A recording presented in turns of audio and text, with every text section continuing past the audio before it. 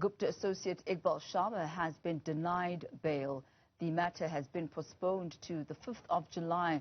But for more on this, I'm joined now by senior politics reporter Ziyanda Ngcobo. Very good afternoon to you once again, Ziyanda.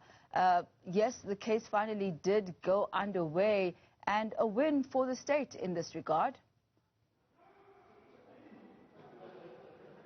A celebration indeed for the NPA's investigating directorate, especially since this is the first case that it is actually prosecuting when it comes to state capture crimes emanating from that commission of inquiry that has been chaired by Justice Raymond Zondo. And you would have heard then from the court proceedings, Tammy, that the state brought forward a case to say that Iqbal Sharma has an account. He has several offshore accounts, one from FNB, one from Noor, and he's also got a company called Ziyanda Ngcobo, which currently has an amount of nearly 250 million rand, Tammy, and the state argued that he's a man of resources and wealth, having ties to several countries, not only in Africa, but in Asia, but also that his associates Rajesh Atul Cheta and Arti Gupta also reside in the United Arab Emirates, including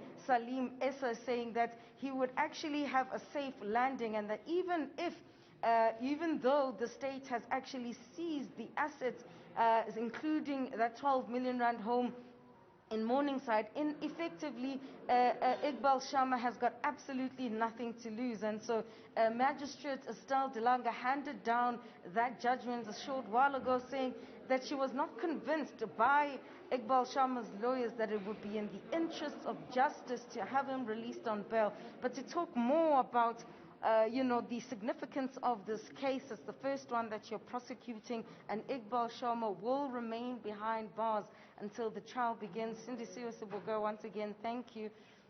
Let's talk about, the discovery of these bank accounts. This obviously shows that you have the forensic capacity, one, as the investigating directorate to deal with these matters, but also then the implications then if he had been released. So the implications would have been dire. I kept saying that it would mean that we'd have to add one extra person to try and extradite back into the country, so that would be a nightmare to say the very least. But like we also mentioned in court, that he was not being honest with this honorable court about his true assets. 10% of his assets in the country, but the other assets are currently abroad. We mentioned that he owns a significant amount of Ziyanda Ngcobo, a company which resides in the UAE, where over 260 million once at a time transferred in 2016 within a short period of time. So that's some of the assets that we're able to find. However, through cooperation with various law enforcement, the Hawks, FIC, and various others, we're then able to find the chain as to how exactly the money was then taken out of the country. But essentially, we're pleased that he has been denied bail, so that we can then focus on the ones that are currently out of the country to get them back in, and then also focus on getting a trial date so that we can proceed. I know I'm putting the cart before the horse, but I'm essentially saying that ID has been waiting for this moment to finally conclude bail hearings. One more to go. When that is done, then we can hand over the charges so that they can thus prepare so that this matter can continue. Certainly it is a victory for the investigating directorate, and one of the points that was made by Advocate Serunya was the fact that there's a new leadership in the investigating directorate right now, and perhaps then, even though Sharma could have left the country because he was aware of the investigations that were being undertaken by the State Capture Commission of Inquiry, there is a new leadership. And so take me through the significance of, the NPA having new leadership, having a new sheriff in town, and in essence now you're moving at quite a significant pace at this point. For starters, Serunya mentioned the State Capture Commission of Inquiry's evidence about Transnet and the various dealings, alleged dealings that Sharma partook in. So that's still under investigation. However, the State Capture Commission has heard this. So what Serunya was also saying is that if he's allowed to leave, it will prejudice those investigations because it would delay them even further.